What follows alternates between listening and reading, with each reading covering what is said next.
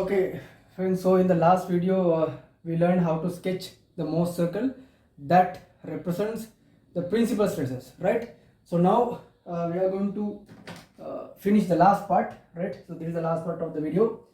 So now we know here again, I'm going to sketch that. So now we know this is the Morse circle, right? We already sketched that,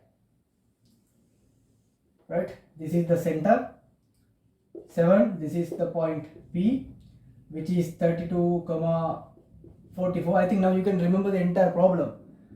And this is point Q, which is minus 18 comma minus 44, right? And you already know what is the radius R, right? What is the radius? R is 50.61. You know that, right? And you also know that center means row average, that is 7. And what else? You already know that angle alpha. I told you that there is an angle alpha.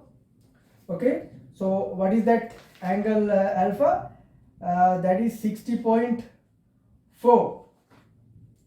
Alpha is 60.4, but when you are going to consider the stress element angle, you know the stress element angle is let's say theta. Theta is half of the angle in the Morse circle. Alpha divided by 2 means 30.2 degrees. You know that. So now the next part, this part we say maximum, very easy, in plane shear stress, right? So now first of all, that recall, we know the initial stage. What is the initial stage? Stress element like this, 30 to tensile like that, then compressive 18 like that, then anti-clockwise shear stress 44, then clockwise shear stress 44. You know that. So now we are going to sketch the stress element where the shear stress is maximum. What is shear stress? You know, stress that is parallel with the surface. So now we are going to sketch the stress element according to the situation where we get the maximum shear stress. Guys, it is very easy, right? Now you know this is the radius. At what state you are getting the maximum shear stress? When we reach the radius right vertically, right? When you are going to sketch the radius in the right vertical direction like this, right? Then according to this case we get the maximum shear stress. Let me tell you that again. Now I will get another color. Okay, let's say you are at here, right? Because you can rotate this radius. If you are at here, what is the shear stress? This one, because shear stress is measured along the y-axis. You know that shear stress is measured along the y-axis. So when you are at here, this is the shear stress. Let's say you are at here, then what is the shear stress? Then you are at here. When you are at here, what is the shear stress? Then here. So that means if you want to get the maximum shear stress, it should be right vertical. I will erase the other parts and okay.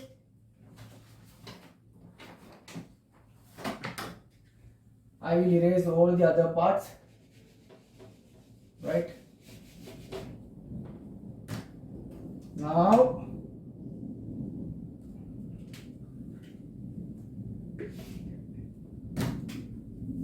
this is the Morse circle, okay? This is the center 70. When you are going to place the radius in the right vertical direction, right? At this stage you are getting the tau max, maximum shear stress. Easy. But keep in mind, what was the original condition? Like what was the original state? Original state was when P was here by alpha degrees, right? This is the original case, original state, right? So that means when you are going to rotate point P in an angle by 90 minus alpha, okay, because guys, you know the angle from here to here is alpha, right? So when the radius is right vertical, you get here, then you are getting maximum shear stress. So in order to obtain that stage, in order to obtain that state, right, that position, you need to rotate this by this angle. So what is this angle? This is 90 degrees. So this angle is 90 minus alpha. Okay, right. So then now you know the scenario.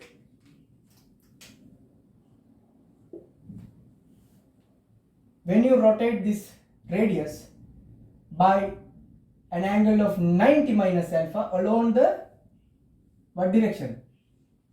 Anti-clockwise.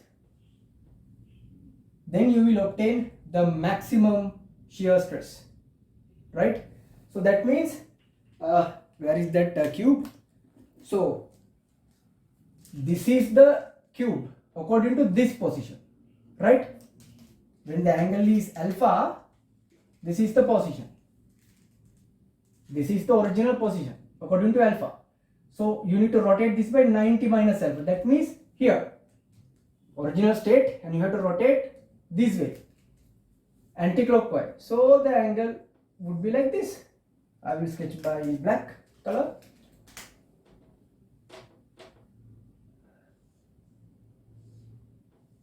Right. Right. This position you have to turn by 90 minus alpha degrees anti-clockwise. Okay, right. So that means what is this angle? Now how to sketch that? Let's say like this. So now what is this angle now? This is 0 degree position, right? That is 0 degree position. You have rotated this by 90 minus alpha anti-clockwise direction. So what is this angle? 90 minus alpha. Simple. But I told you, when you are going to consider the stress element, in order to obtain the condition that you get when you rotate this by 90 minus alpha, you don't have to rotate the stress element by 90 minus alpha. So the angle that you need to rotate the stress element is half of this. So that means you need to rotate the stress element by 90 minus alpha divided by 2. Half of that angle. So how to calculate that? What is alpha? 60.4. Alpha is 60.4. That means 90 minus 60.4. That is how much? 29.6. 29.6 divided by 2. So what is 29.6 divided by 2? So that would be 14.5 for 29. Then another 3 decimals for this. That means, is this 14.8? Yes, I think it must be 14.8 degrees. Yes, it should be 14.8 degrees. That means this angle is 14.8 degrees. This way, right? Shall I sketch that again? This is the original case. So now you need to rotate this by 90 minus alpha. But you don't have to rotate by 90 minus alpha. It is half of that. Right? So then, so now when you are going to measure the angle according to the original situation, this angle is 90 minus alpha divided by 2, which is 14.8 as calculated. So that is the position of the stress element. Now guys, you tell me, at this position what is the shear stress you are getting? That is the maximum shear stress, T max.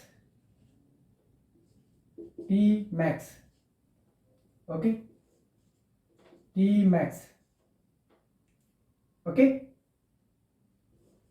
T max, right? Okay. You want me to draw that again? I think okay, I will sketch that again. Okay, let's sketch it here to have a better idea, because that is the last part, so you need to learn it properly.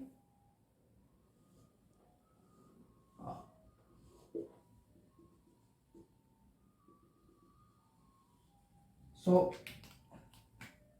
this angle is 14.8. This line is 0 degree reference line. In this position, the shear stress you are getting is the maximum, tau max. So this will rotate the element in anti-clockwise direction, right? Okay, right, anti-clockwise direction. And if I go to consider the other side, shear stress is along the clockwise direction. It will go like that. Anyhow, this is also tau max, but direction is negative. Okay. So now shear stress is okay. So now I will sketch the normal stress. Guys, now in the previous case, when it is the maximum normal stress, there were no any shear stress, right? But now here, when the shear stress is maximum, you can't say the normal stress is 0. What is the normal stress? So at that stage, see, when it comes there, right vertical, you cannot say there is no normal stress. What is that? In that case, what is the normal stress? That is the x coordinate of the center. So that means you have normal stress also. What is the normal stress? When it is at here, when the radius is turned right vertical to here, and even when the radius is turned right vertical to there, what is the normal stress? That is here, center. That is always positive because it is at the positive side, right? It is at the positive side. So what is the normal stress now? I will sketch for the normal stress now. Okay, I will sketch in red. Normal stress is positive tensile. It is same as average normal stress, that is 7 megapascal. This is the direction, tensile. Okay, right. I hope now you got it.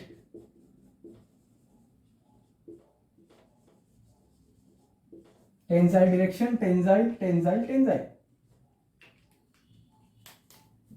Rho average, rho average, rho average, rho average. Okay, yes. So that's it, right? So part 3 is okay. So now this is the stress element according to the maximum shear stress. Yeah, video is over. Even though if you are having any sort of doubt, please let me know. Okay, thank you guys, and wish you all the very best for your exams. Thank you.